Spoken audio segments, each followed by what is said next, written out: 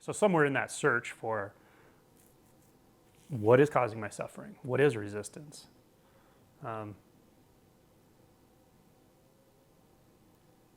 we start to,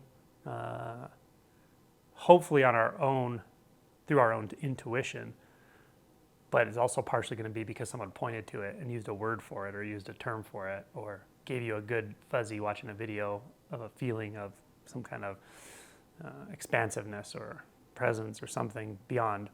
But you start to develop a sense of something beyond the suffering, beyond your own dimension, actually. And you start to trust it, and you start to, at least instinctually, although it may be vague and it may be unpredictable how and when it occurs, you start to be able to orient towards it. Now, the mind will tell a whole story on top of this that says, oh, I joined a Buddhist center, and then I developed a relationship with the teacher, and then I've been meditating for 3 years, and now I'm working on this practice. Like, you'll have this whole dialogue in the mind about what's really happening, but that's not really what's happening. What's happening is you've tasted the real, the unconditioned, somehow. This is very paradoxical because it's always there. You've never not tasted it, but you've tasted it as what you think you are, as who you think you are. Now, that's drinking poison, though. It's crazy. The thing that you think you are is going to be completely eviscerated by it. But it thinks it wants it. It thinks, I need more of this. I want more of this. So this is where the struggle comes, the push-pull, especially after an awakening, a while after awakening, you come into this place where there's just this crazy roller coaster ride, like complete absorption and, presence and whatever, indefinable bliss and enjoyment, and even with pain, physical pain, it's not a problem. And then all of a sudden there's like more struggle than you ever remember. Why the fuck am I struggling against myself so much? I'm struggling against practice and myself and my family and life and thoughts and all of it. Back and forth. And that's because, the snake swallowed it. It's trying to swallow its tail. The one that you think you are, the person, the individual, the entity you perceive yourself to be, that you can't think your way out of that, by the way. That's a big pitfall. People reading about this stuff and thinking they understand what no self is, and just believing it and thinking that's mental gymnastics. That is not what we're talking about. When the insight actually starts to take you, you feel it viscerally. And again, very paradoxical.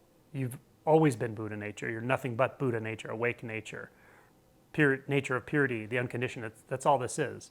There's not even a you in it. It's just all that there ever could be. It's everything in front of your face. It's every breath you take. It's every thought in your mind. It's every perception you've ever had. It's the sunshine. It's the dog. Yeah, it's not gone. It's never been gone. You can't recapture it. That's all true. And yet, somehow, through grace, that which you take yourself to be, which perceives it as self as separate from your true nature, as separate from everything, somehow that's actually gotten a taste of what it thinks that is. So part of you has aligned to it, or sometimes all of you. It's a deep, profound dedication, which is great. But that part of you has to be willing to go through a lot, and mostly a lot of letting go. Letting go. And if you're okay with that, and I'm not sure how much you can choose this, but you certainly can choose it to some degree. How much you're willing to let go will make this process go a lot easier.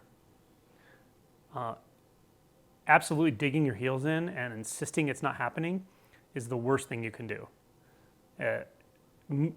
Almost anyone listening to this they're not in that situation. But there are people for whom this process starts and they really fight it.